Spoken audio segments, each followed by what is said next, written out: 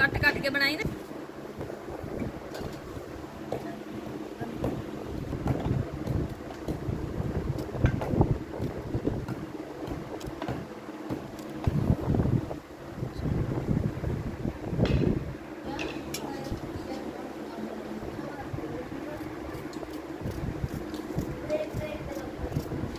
आपको नमाई अब कटी या नहीं